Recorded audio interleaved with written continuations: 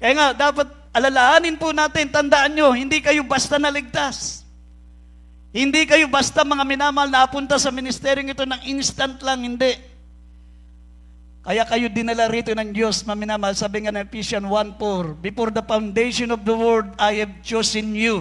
Pinili ka ng ating malapang before the foundation of the world. At kaya ka pinili na malapang nung kaya ka nadala sa ministeryong ito. May mga nagsakripisyo. May mga nag-aayuno, may mga nagpupuri, nananalangin araw at gabi. Kaya ka isa sa mga tinawag ng ating mahal na Panginoon, maminamahal. Ikaw po ay isa sa pinili ng Diyos dahil mayroong pastor tayong nananalangin. Kaya tayo nakakilala sa ating mahal na Panginoon. Palakpakan po natin ang ating pinakamamahal na Panginoon. Sabi rito sa Proverbs 10 verse 7, at isunod natin ang Isaiah 10:15, maminamahal kindly. Dito po sa Kawikaan, chapter 10, verse 7, ang alaala sa ganap ay pinagpapala, ngunit ang pangalan ng masama ay mapaparam. Amen.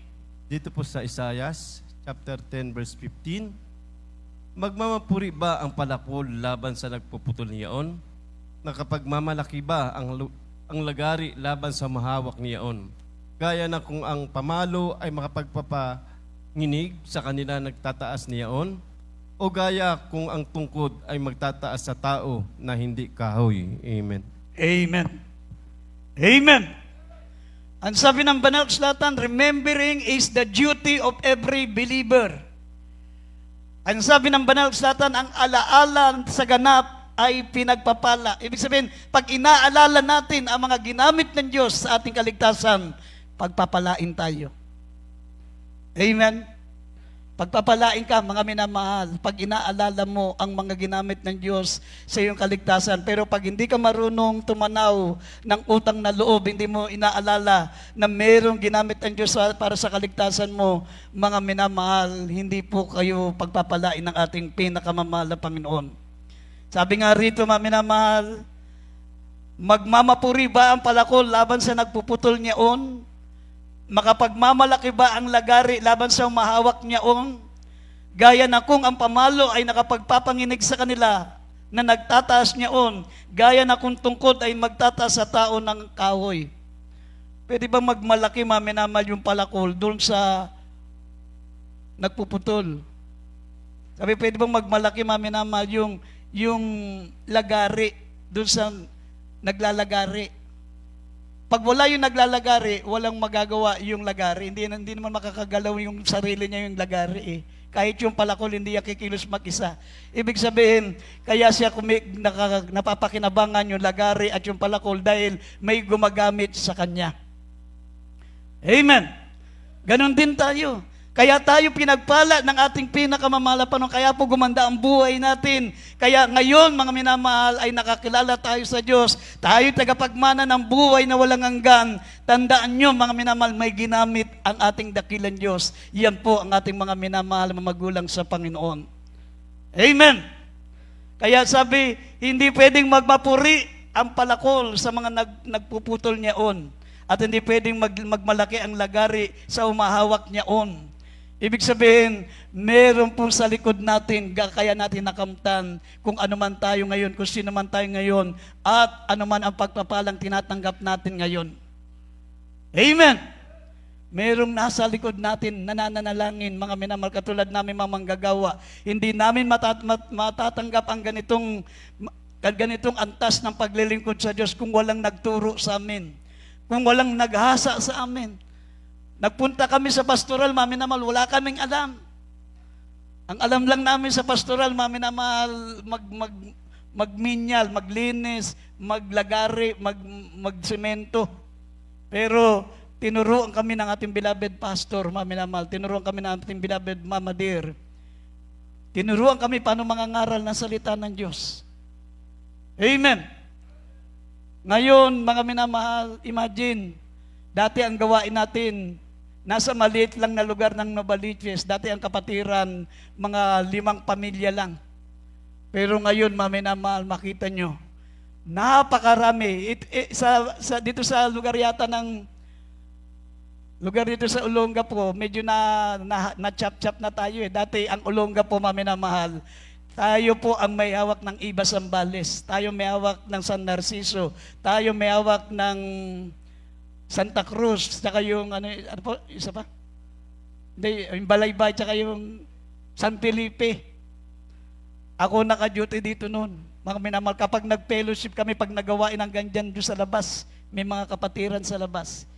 Kaya nagkakasya na tayo dito kasi meron na silang sariling gawain.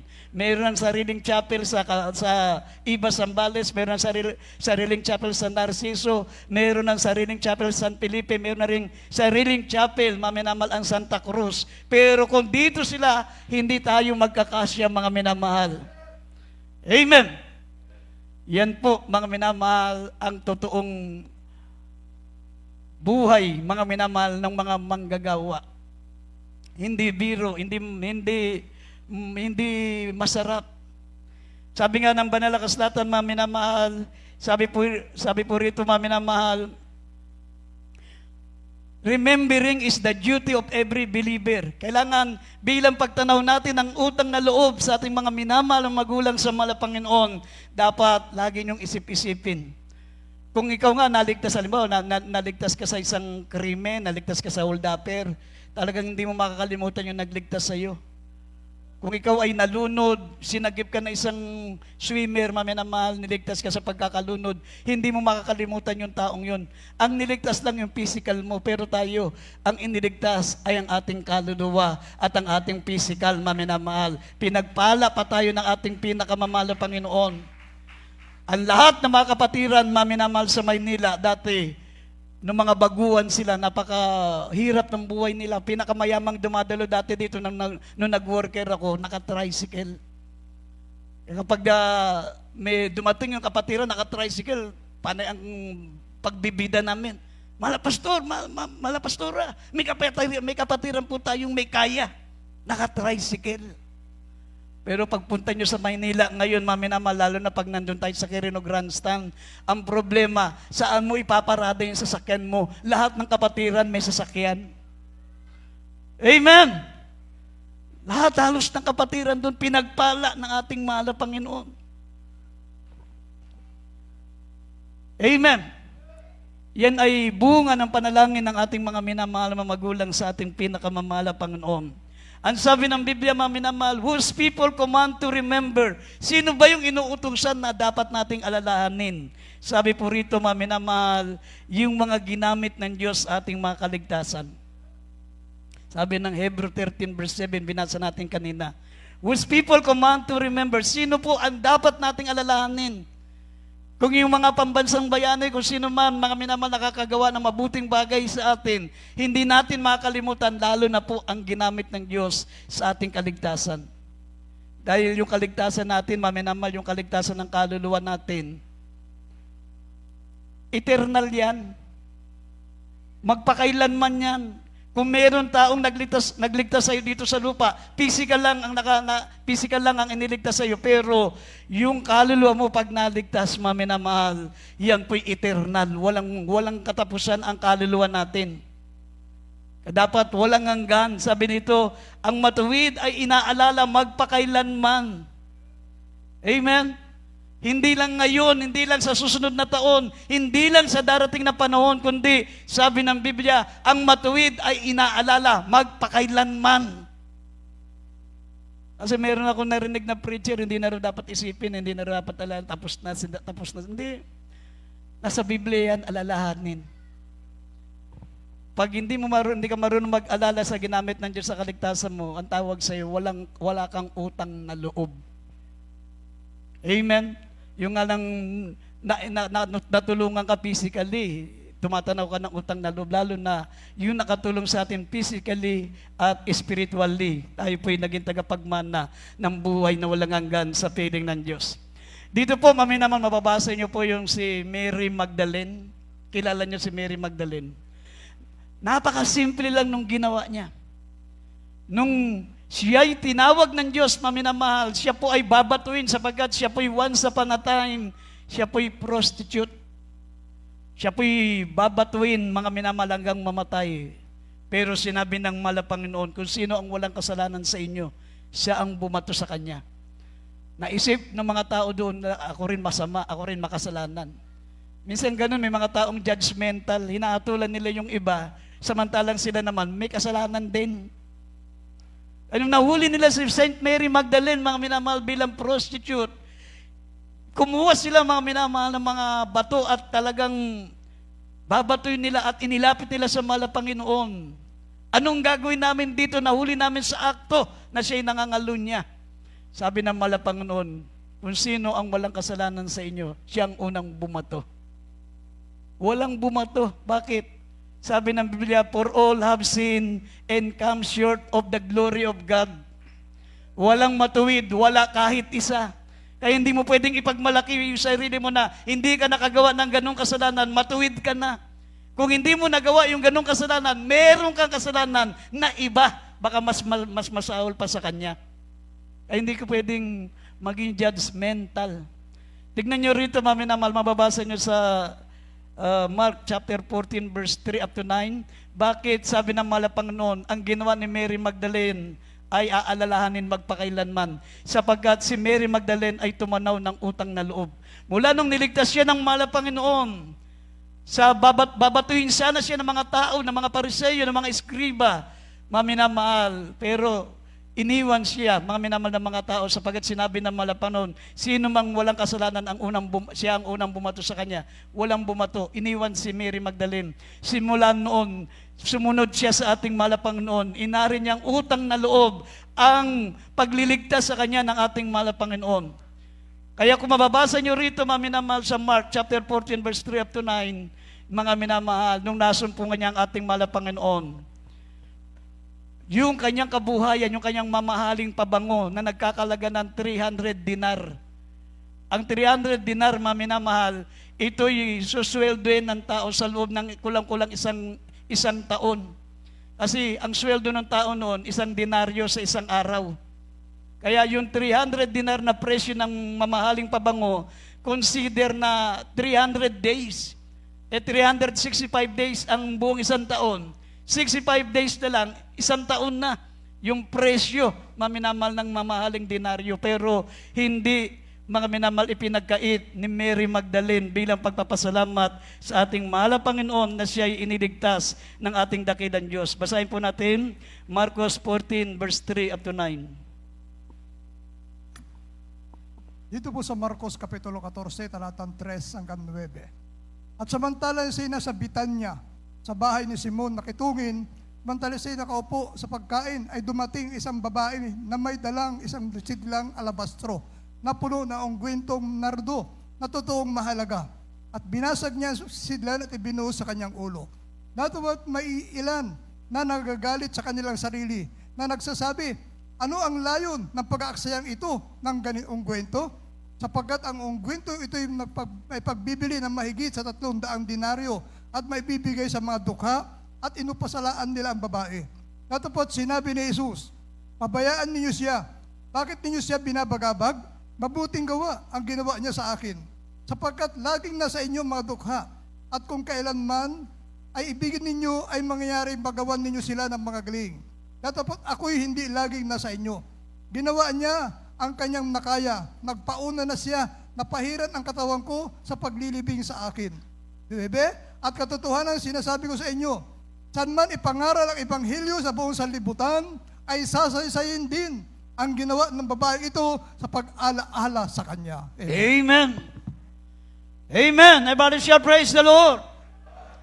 Sabi ng banal na kasulatan, maminamal, katotohanan ang sinasabi ko sa inyo, saan man ipangaral ang ebanghelyo ng buong sanlibutan, sasaysayin din naman ang ginawa ng babaeng ito sa pag-ala-ala sa akin.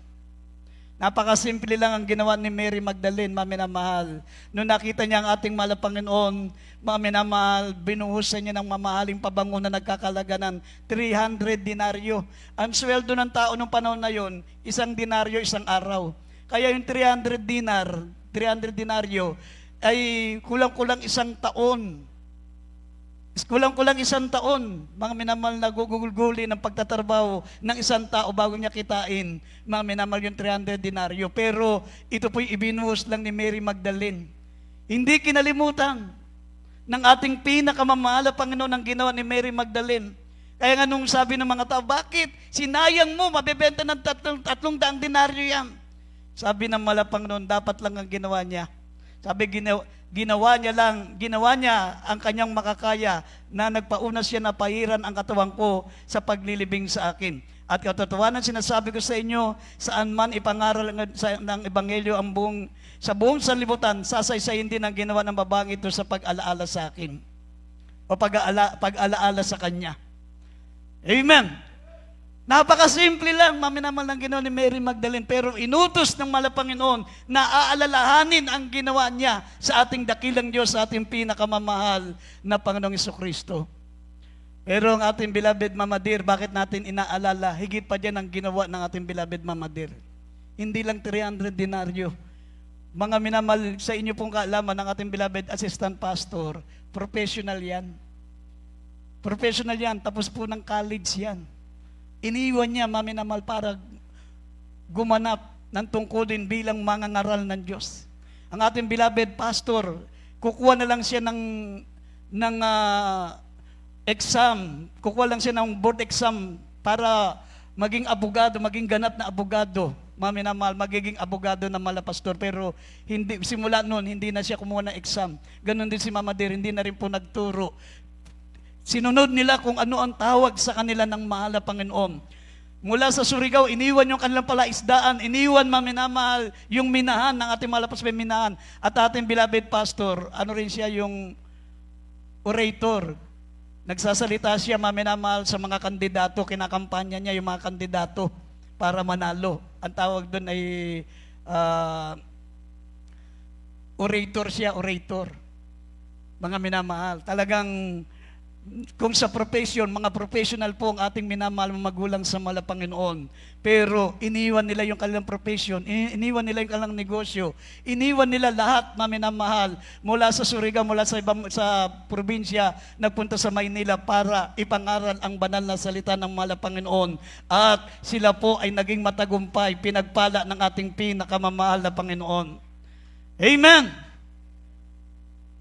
Kung sisiyasatin nyo, maminamal, maglibot kayo sa buong mundo kung mayroong kanyang totoong mangaral.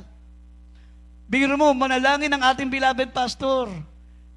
20 hours a day. Minsan, ginaya namin mga manggagawa. Nagpuri kami 20 hours. Ginaya namin malapas, sinabayan namin malapastor. Nako, isang linggo kaming hindi nakalabas ng quarter namin. Talagang tulog kami isang linggo. Ang hirap pala. Biro mo, magpupuri yung beloved pastor, 4 na oras lang ang pahinga. Grabing hirap nakita. Dati hindi ako naniniwala nung nasa labas pa ako, pero nung naranasan ko, nakita ko mismo, maminamahal, talagang ang ating beloved pastor po, maminamahal, ay talagang mga totoong lingkod ng Diyos. Amen! Kaya nga, sasabihin ko sa inyo, maminamahal, wala nang pinakamapalad sa lahat ng mapalad, maminamahal, kundi mapabilang sa ministeryong ito, sapagkat nakatitiyak tayo na tayo po ay aakyat sa langit. Tayo'y tagapagmana ng buhay na walang hanggan. Kung sisiyasatin nyo lahat ng religion ngayon, maminamahal, kung meron man totoo, pero hindi din nagagawa yung manalangin ng ganong katagal. Pero yung nakikita po natin dyan, mga sikat na religion, hindi yan paramihan, hindi yan pasikatan, hindi yan patagalan. Ang tinaano diyan kung nasa katotohanan.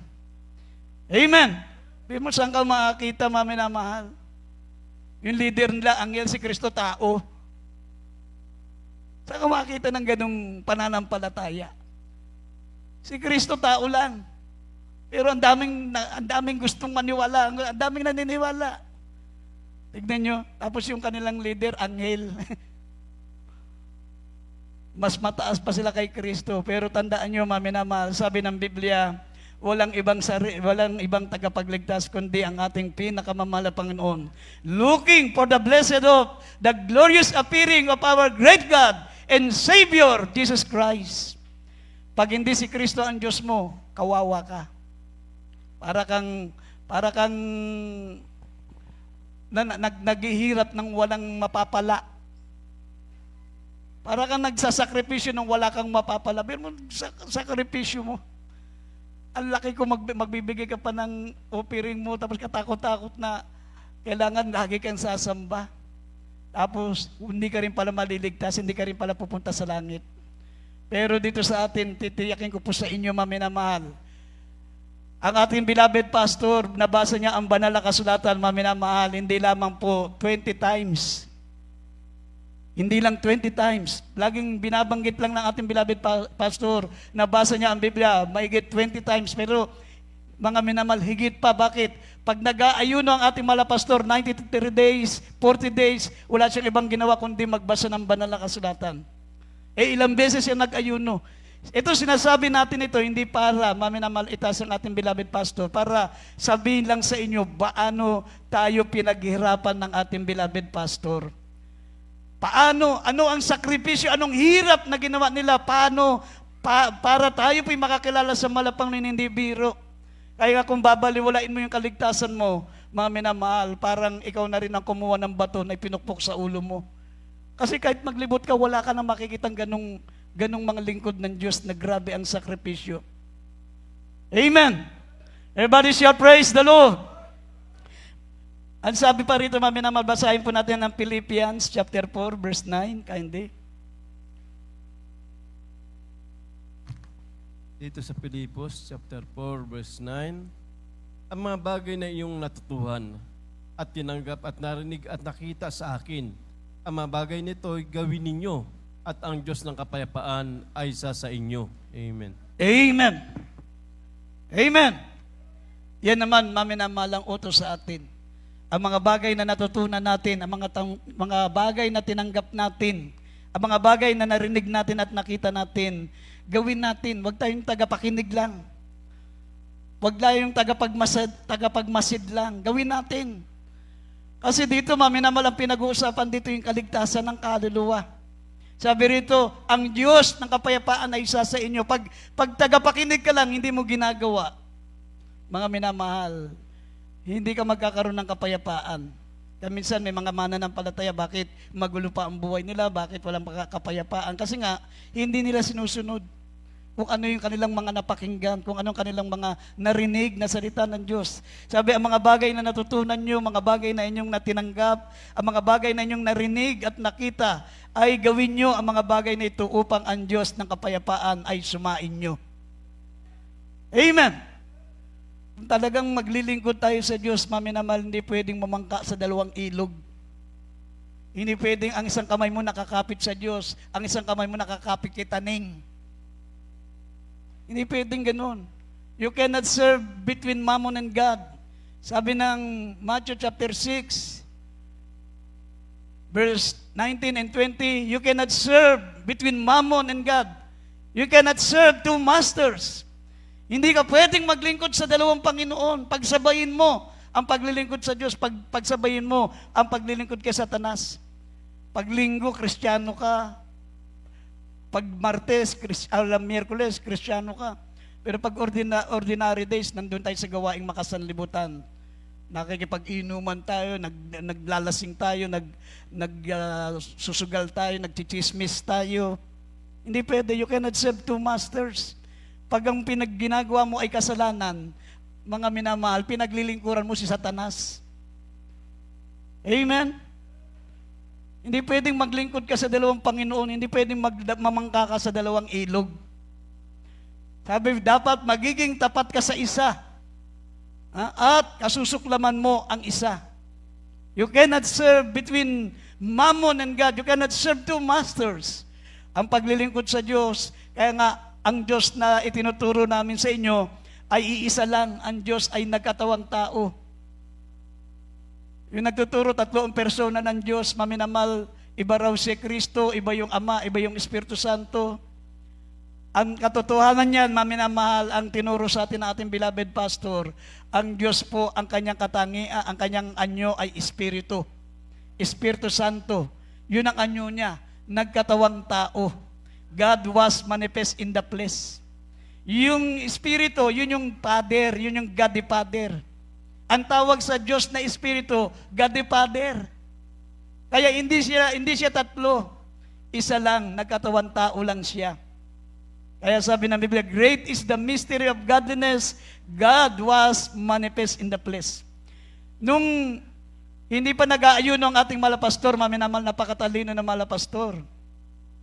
Tapos siya ng abogansya. Hindi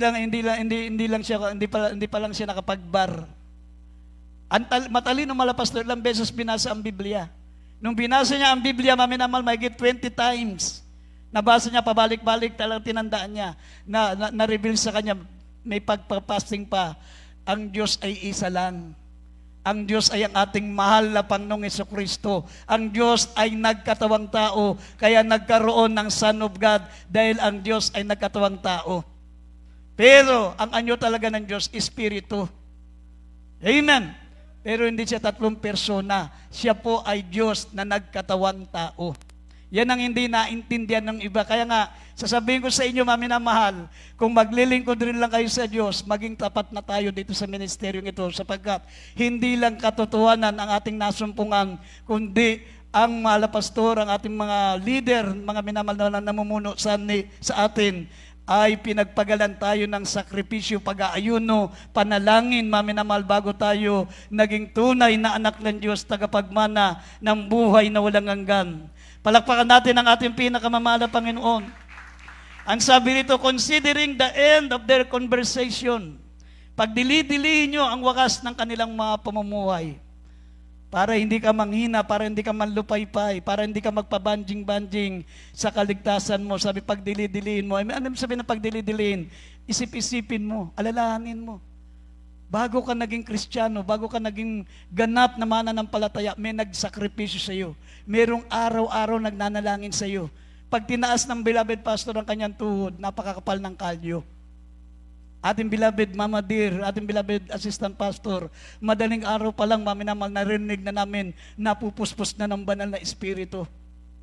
Ang grabe, maminamal, ang hirap, sakripisyo na dinanas nila noon, maminamahal. Talagang kahit hindi ka interesado sa kaligtasan, kahit maminamahal, baliwala sa iyo ang kaligtasan, pag nakita mo yung sakripisyo ng ating beloved pastor, beloved Mama Dear, nakita mo yung kanilang araw-araw na ginagawa, iinit ka talaga sa paglilingkod sa Diyos. Amen? Eh ako nga, nagpunta ako sa pastoral, hindi naman ako para mag-worker eh. Wanted ako sa Malabon. May kaso ko, serious physical injury, tsaka light physical injury. 2 kaso ko. Nagtago ako dun sa Novaliches. Doon ako napunta sa pastoral house. Nagtatago lang ako, pero nakita ko yung grabing sakripisyo ng ating beloved pastor. Kahit sinong matigas ang puso, maminamal talagang maniniwala, maminamahal, na sila yung mga totoong lingkod ng Diyos. Doon ko naranasan, mga minamahal, na talagang, sabi ko, maminamahal, kasi tinakbuhan ko na yung hearing ko eh. Tinakbuhan ko na, hindi na ako dumadalo ng hearing, nagtago na ako sa pastoral. Na-realize ko, sabi ko, magbabagong buhay na ako. Maglilingkod na ako sa Diyos, sabi ko. Mamaya, pag may hearing ako noon, dumadalo na ako, mati na ako ng hearing. Mamaya nasita ako ni beloved Mama Dear, Brother Boy, napapasin ko buwan-buwan umuwi ka. Bawal yan sa atin. Buwan-buwan umuwi ka, ikaw lang ang umuwi buwan-buwan. Eh, napilitan ako ipagtapat. Sabi ko, Mama Dear, meron po akong kinakaso. Kaya po ako tumatakas pag ganong date. May hearing po ako, lagi akong dumadalo ng hearing. Monthly po yun. Akala ko sasabihin sa akin ni Mama Dear, o sige, dumalo ka, basta sabihin mo lang sa akin para bigyan ka ng pamasahe. Kala ko yun ang sasabihin. Ang sabi sa akin ni Mama Dear, Brother Boy, ang dami dito, mabibigat pa ang kaso sa iyo. Merong mga murder, merong rape, merong iba't ibang kaso, patong-patong ang kaso nila. Pinagkatiwala nila sa Panginoon na absuelto, na wala yung kaso nila. Ikaw, ang liit lang ng kaso mo. Sabi ko, nga no. Hindi na ako dumalo. Hindi na ako matinangiring. Tapos, tignan nyo, maminamahal, himala na malapang na nagkusada tayo mismo sa Malabon. Doon yung hearing namin eh. Wala man lang dumampot sa akin, nagpatotoo pa ako. Pinagpala na malang, ngayon wala na yung kaso. Tako'y pinagpala ng ating pinakamamahal na Panginoon. Everybody shall praise the Lord. Na dito sa uling talata, sabi dito, James chapter 5 verse 10, maminamahal. Uling talata na po, basahin po natin.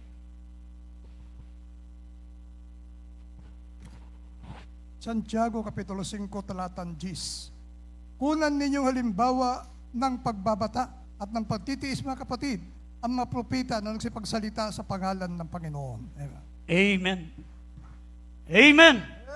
Kunan niyong halimbawa ang pagbabata at pagtitiis, mga kapatid, ang mga propeta na nagsipagsalita sa pangalan ng Panginoon. Kasi may mga Kristiyano, maminamahal, kaya nangihina sila. Wala silang nakikitang halimbawa. Ang dali nilang matisod, ang dali nilang masaktan. Pero kung makikita nyo, maminamahal, at maaalala nyo kung ano ang sakripisyo na ginawa ng ating beloved pastor bago tayo naging totoong mga anak ng Diyos, maminamahal, hindi kayo manghihina. Hindi kayo manlulupaypay. Sabi nga rito, kunan nyo ng halimbawa ang pagbabata at pagtitiis, mga kapatid, ng mga propeta na nagsipagsalita sa pangalan ng mahal na Panginoon. Pag nakita mo, maminamahal, na grabe pala ang hirap nila, grabe pala ang sakripisyo nila, kaya ka naging Kristiyano, sasabihin mo pag may mga pagsubok na dumating sa buhay mo, wala ito, walang kwenta to, maliit lang na bagay ito sa dinanas ng ating beloved pastor. Magiging matatag pa rin ako, magiging mainit pa rin ako sa paglilingkod sa mahal na Panginoon. Everybody shall praise the Lord! Purihin po ang ating dakilang Diyos, maminamahal, kaya tandaan po natin, mga minamahal, work out your own salvation with fear and trembling. Ngayon, bakit pinaintulot ng ating malapang noon na una na sa langit ang ating beloved pastor? Para tayo po, maminamahal, ay tumayo sa ating sariling kaligtasan. Tinuro na sa atin paano tayo lalakad, paano tayo maglilingkod, gawin na lang natin, ipagtrabaho na lang natin ang ating kaligtasan. Mga minamahal, work out your own salvation with fear and trembling. Sabi ng Philippians chapter 2 verse 12. Tayo po'y tumayo, umawi tayo, mga minamahal.